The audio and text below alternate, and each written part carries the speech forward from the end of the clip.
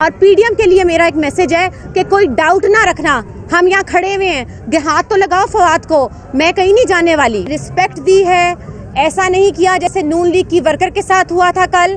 यही फर्क है पीटीआई के वर्कर्स फैमिलीज में कि ये सब हमें फैमिली समझते हैं। हमें तो ना तो सीएम पंजाब की तरफ से कोई सपोर्ट मिली है, जैसे कि फवाद साहब को सी क्लास में रखा गया था, मैंने आप लोगों को बताया था।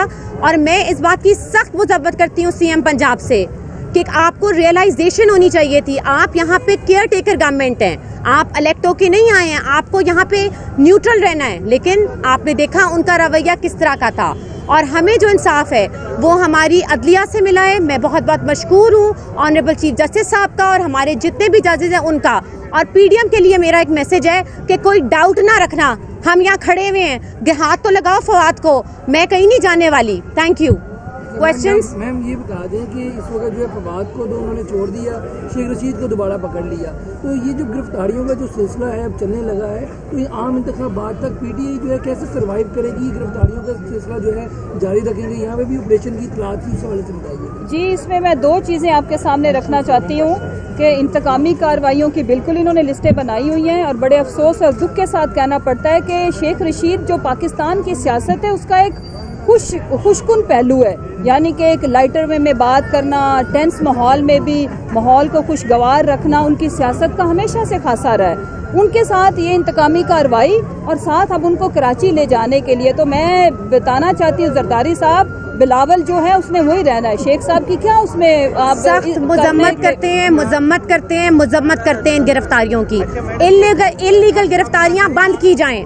आज फवाद है, शेख रशीद साहब ने, इसका मतलब है कल को आपने भी कोई हमारे हक में कोई बात चलाई तो वो भी हो जाएगा। Thank you. मैडम ये बताएं, सवाल तो ले लें मैडम, सवाल तो ले लें।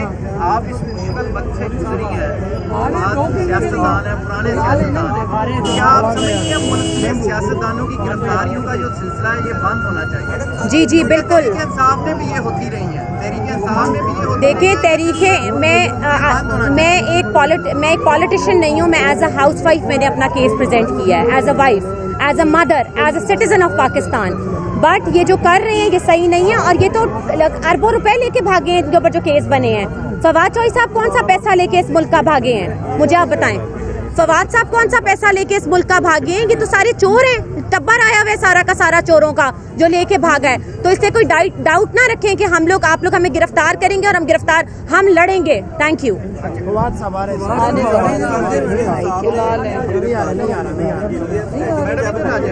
जी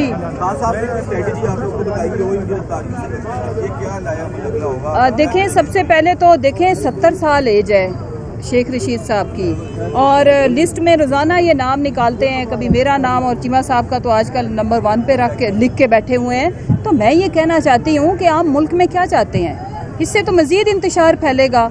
लिहाजा पहले ही जो बिगाड़ है, और वो बिगाड़ सिर्फ सियासी इंतकामी कार्रवाइयों तो एक साइड पे रखें।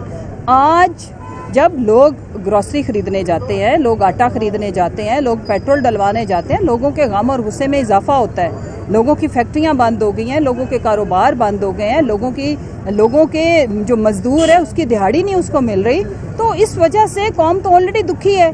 हमें अगर आपने जैसे खान साहब के बारे में जो इरादे ये करके बैठे हैं, तो मैं ये कहती हूँ कि आप प्लीज़ अपने इन फैसलों को रिविज़िट करें, ज़रा अक्ल वालों से कोई थोड़ा सा मशवरा लें और गौर करें कि ये अवाम अपने तौर पर ये जो प्रोटेस्ट होगी, खुदा न खास्ता अगर किसी किस्म की भी कोई इंतकामी कार्रवाई होती है तो लोग अपने तय निकलेंगे, लोग खुद, अब किसी को कॉल देने की जरूरत नहीं पड़ेगी। मैडम आखिर ये बता दें कि केपीसी होने जा रही 7 तारीख को, तहरीक इंसाफ ने आज इस हवाले से इजलास किया, क्या उसमें शिरकत के लिए जा रहे हैं? और ज़िमनी इंतखाबात में अब जो है खान साहब क्योंकि विड्रा हो रहे हैं 33 ज़िमनी इंतखाबात में, ये फैसला हो गया खान साहब हल्कों में इलेक्शन नहीं लड़ेंगे? जी, ये फैसला हो गया है कि खान साहब किसी भी बाई इलेक्शन में हिस्सा नहीं ले रहे। जो वहाँ पे आम इंतखाबात में हमारे जो कैंडिडेट्स होंगे वही अभी भी बाई इलेक्शन में इलेक्शन लड़ेंगे। उसके पीछे जो हमारी हिकमत है वो ये है कि एक तो हमें अपने कैंडिडेट्स की एफर्ट्स, उसका हलके के अंदर कितनी से है, और फिर जब आम इंतखाबात होंगे तो उसमें हमारे लिए डिसीजन करना आसान होगा कि अगर खुदा न खास्ता कहीं हमें कोई चेंजेस करनी पड़नी है तो फिर इस सूरत में वो हमारे लिए एक ओपन एक तरह से एक ऑप्शन मौजूद होगी, जो जिसकी कारकर्दगी होगी उसको उसी हिसाब से आगे एडजस्ट किया जाएगा। तो ये तो मुतफ़िका फ़ैसला है। बाकी जहाँ तक देखें ये जितने भी मसाइल हैं, अगर APC उसी तरफ मैं आ रही हूँ, अगर इनकी गुडविल हो तो क्या ये इंतकामी कार्रवाइयाँ करें, शेख रशीद को कराची लेके जाएं, खान साहब के ये जो आज इधर पाकिस्तान की तारीख की सबसे बड़ी पॉलिटिकल एक्सपो मैं तो कहूँगी कि यहाँ पे पूरे पंजाब भर से नहीं, पाकिस्तान के दूर दराज इलाकों से, GB से, कश्मीर से, KP से, बलूचिस्तान से, सिंध से लोग आज यहाँ पे इजहार यकजहती कर रहे हैं अपने हर दिल अजीज़ लीडर के साथ। उसकी क्या वजह है? क्योंकि आप इरादा रखते हैं इंतकामी कार्रवाइयाँ। पहले आप अपनी इस्लाह करें और इलेक्शन की डेट अनाउंस करें और फिर आप नालायकों को ये एफर्ट्स नहीं करनी पड़ेगी, हम आपको सारी चीज़ें ठीक करके दे देंगे इंशाअल्लाह। मैडम ये बताइएगा कि इमरान खान ने ये कहा है कि रजीम चेंज में ये हुकूमत मुलव्वस है, और उनका ये भी कहना है कि अब जो अमेरिका की फॉरेन मिनिस्ट्री है उनका ये कहना है कि हम पाकिस्तान में एक ऑपरेशन करने जा रहे हैं दहशतगर्दी के खिलाफ। क्या ये हुकूमत और अमेरिकन फॉरेन ये एक पेज पे है या ये दोबारा? ये मेरे नॉलेज में ऐसा नहीं है, कोई ऑफिशियल इस तरह की कोई बात मैंने नहीं सुनी। तो जब तक कोई चीज़ हो नहीं जाती हम किसी भी मुल्क के बारे में इस तरह के कमेंट नहीं कर सकते। अभी ऑफिशियली इस तरह की कोई अनाउंसमेंट मैंने नहीं सुनी।